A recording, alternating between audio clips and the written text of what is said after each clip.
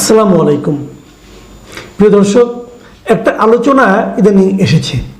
সেটা হলো এই যে ডোনাল্ড ট্রাম্প যুক্তরাষ্ট্রের প্রেসিডেন্ট নির্বাচিত হলেন, উনি তো দায়িত্ব গ্রহণ করবেন জানুয়ারি মাসে। আলোচনাটা হলো ট্রাম্প দায়িত্ব নেওয়ার পর ট্রাম্প কি বাংলাদেশের উপর কোনো ধরনের স্যাংশন অথবা নিষেধাজ্ঞা, যেটাকে আমরা বলি, সে ধরনের কোনো নিষেধাজ্ঞা জারি করতে পারেন? এই আলোচনাটা এসেছে এই কারণে যে যুক্তরাষ্ট্রে যে সমস্ত ভারতীয়রা আছে অথবা আমেরিকান হিন্দু যাদেরকে বলা হয়, তারা যারা আছে তাদের মধ্য থেকে, আমেরিকান হিন্দু কমিউনিটির মধ্য থেকে এ ধরনের একটা দাবি উঠেছে। এবার সবাই জানেন যে যুক্তরাষ্ট্রে আমেরিকান হিন্দুরা কিন্তু ট্রাম্পকে একচেটিয়া ভোট দিয়েছেন।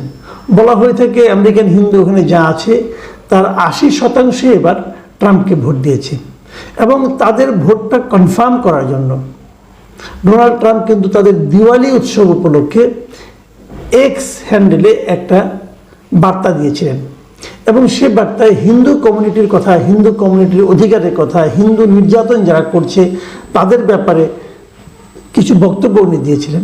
এবং তখন হিন্দু নির্যাতনকারী হিসাবে উনি বাংলাদেশের কথা উল্লেখ করেছিলেন, এবং তিনি বলেছিলেন যে বাইডেন সরকার এটা হতে দিয়েছে, বাংলাদেশে নাকি বাংলাদেশের হিন্দুদের উপর নাকি দলবদ্ধ হামলা হচ্ছে, দাঙ্গা হচ্ছে, এরকম। সেই কথাগুলো আমাদের পক্ষ থেকে, আমাদের অন্তর্বর্তীকালীন সরকারের পক্ষ থেকে, যুক্তরাষ্ট্রে আমাদের যারা প্রতিনিধি আছেন, সরকারের প্রতিনিধি, তাদের পক্ষ থেকে, এবং আমাদের প্রধান উপদেষ্টা যিনি প্রেস সেক্রেটারি আছেন, তিনিও বলেছেন যে ডোনাল্ড ট্রাম্পকে যথাযথ তবে সঠিক তথ্যটা সরবরাহ করা হয় নাই। উনি ভুল তথ্যের উপর নির্ভর করে মন্তব্য করেছেন।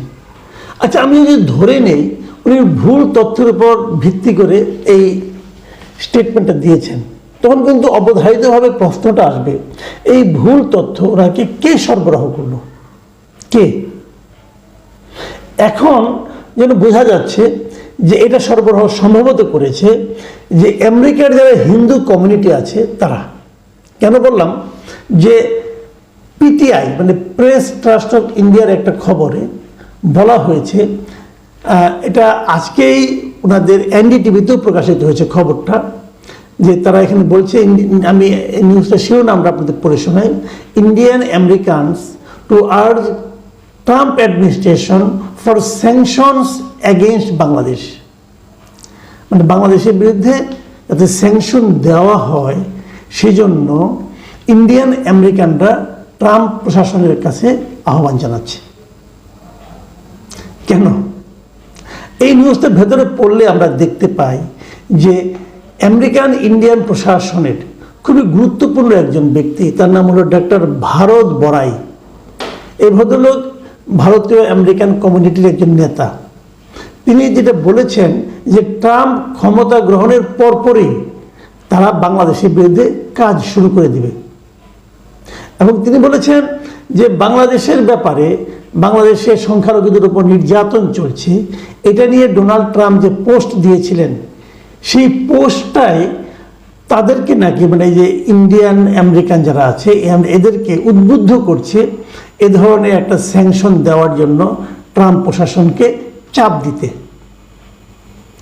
এখন এটা নিয়ে তারা ইন দ্য মিন টাইম বেশ ভালোভাবে কাজও শুরু করেছে কিন্তু, এবং সেখানে উনি স্পষ্টভাবে এটাই বলেছেন যে অনেকগুলি কথাই আছে, আমি সবগুলি আপনাদেরকে পড়ে আপনাদেরকে ক্লান্ত করতে চাই না, কেবল একটা কথাই বলি যে ওনারা বলতে চাচ্ছেন যে বাংলাদেশে যদি পোশাক রপ্তানিটা বন্ধ হয়ে যায়, এবং পোশাক রপ্তানি একটা বড় অংশ কিন্তু আমেরিকায় যায়, যদি পোশাক রপ্তানি বন্ধ হয়ে যায় তাহলে বাংলাদেশের মানুষ খাবে কি?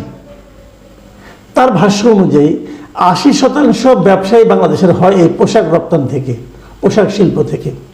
এবং একটা বড় কথা ডক্টর ভারত বড়াই বলেছেন, সেটা হলো উনি বলেছেন যে ডক্টর মোহাম্মদ ইউনূসের যে সরকারটা দেশে এখন আছে, এটা আসলে একটা পুতুল সরকার, মানে পাপেট গভর্নমেন্ট, উনি এভাবে উল্লেখ করেছেন। এটা আসলে কন্ট্রোল করছে মিলিটারিটা। এবং উনি বলছেন যে, মানে আমি ওনারটা পড়ে শোনাই আপনাকে, it is really the army that is in control of the country, মানে আর্মি এই দেশটাকে এখন কন্ট্রোল করছে। আসলে এই কথাগুলো বলা হয় কেন? এই কথাগুলো বলা হয় যে আমেরিকান যে গভর্নমেন্ট আসতেছে তাদেরকে প্রভাবিত করার জন্য। মানে আমেরিকান গভর্নমেন্ট যদি বলা হয় যে অমুক দেশটাতে আসলে কোনো ধরনের ডেমোক্রেসি নাই, গণতন্ত্র নাই, এবং এই দেশটাকে আসলে আর্মিরা কন্ট্রোল করছে, সামনে যাদেরকে আপনারা দেখতে পাচ্ছেন তারা আসলে পুতুল সরকার, এই কথাগুলো যদি বলে, তখন কিন্তু আর ওই গভর্নমেন্টের মাথায় যে ব্যক্তিরা আছেন তিনি যদি একটু মাথা মোটা টাইপের লোক হন, তাহলে কিন্তু ওনারা একটা বড় ধরনের অ্যাকশনে চলে যেতে পারে। ট্রাম্পকে আপনি যেভাবেই দেখেন না কেন, কিন্তু তার একটা সিদ্ধান্ত তো গুরুত্বপূর্ণ। শুধু আমেরিকার মতো দেশের প্রেসিডেন্ট উনি যদি সিদ্ধান্ত নেন সেটা আমাদের বিপক্ষে যাবেই। এবং কেবল তাই না, এই মিস্টার ভারত বড়াই কিন্তু এখানেই থামেননি। তিনি একই কথা বলেছেন যে বাংলাদেশ যদি হিন্দুদেরকে হয়রানি করা অব্যাহত রাখে, ভারতেরও উচিত হবে বাংলাদেশের উপর নিষেধাজ্ঞা দেওয়া। মানে উনি ইংরেজিতে কি বলেছেন আপনারা দেখুন, আমি এটা দিয়ে দিচ্ছি পাশে। তো সব কিছুর মূলে কি?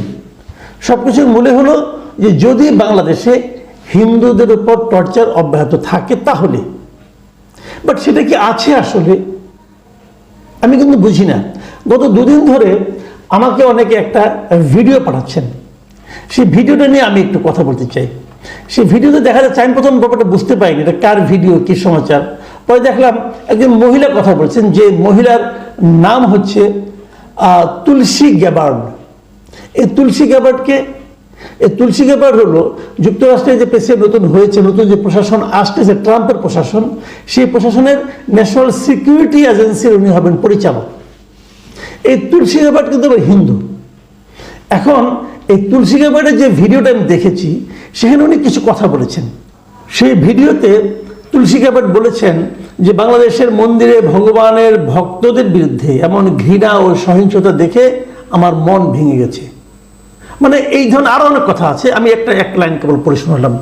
তার মানে ওনার কথা থেকে মনে হচ্ছে যে বাংলাদেশে মানে হিন্দুদের বিরুদ্ধে টর্চার হচ্ছে, হিন্দুদের ধর্মীয় যে প্রতিষ্ঠানগুলো আছে সেগুলো ভাঙচুর হচ্ছে, এটা দেখে ওনার হৃদয় ভেঙে গেছে।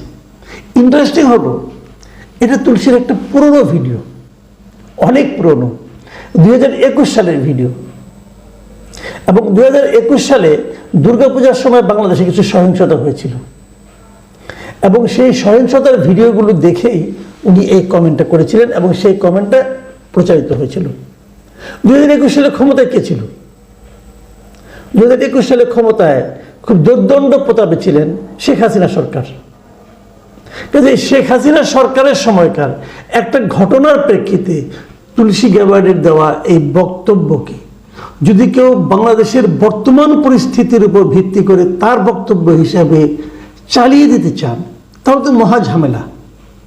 এবং যদি এটাকে চালিয়ে এক ধরনের মানে পরিস্থিতি ক্রিয়েট করার চেষ্টা করে, এক ধরনের আবহ তৈরি করার চেষ্টা করে যে বাংলাদেশে এখনও সাম্প্রদায়িক এই দাঙ্গাগুলি চলছে অথবা সংখ্যালঘুদের উপর অত্যাচার চলছে, এবং সেটা নিয়ে মার্কিন প্রশাসনের সম্ভাব্য কর্মকর্তা উদ্বিগ্ন, এটা বলে যদি কেউ দেশের মধ্যে এক ধরনের অস্থিরতা তৈরি করতে চায় অথবা বিদেশের কাউকে প্রভাবিত করতে চায়, সেটাও কিন্তু একটা বড় ধরনের অশনি সংকেত। এটাকে আপনি ষড়যন্ত্র বলতে পারেন। কাজে এই ষড়যন্ত্র নানাভাবে চলতে থাকবে। আমার কাছে আমি সত্যি কথা বলতে আমি আপনাদেরকে বলি, এই তুলসী গ্যাবার্ডের ভিডিওটা আমাকে একজন আওয়ামী লীগের নেতা পাঠিয়েছেন। তো কি বলবেন?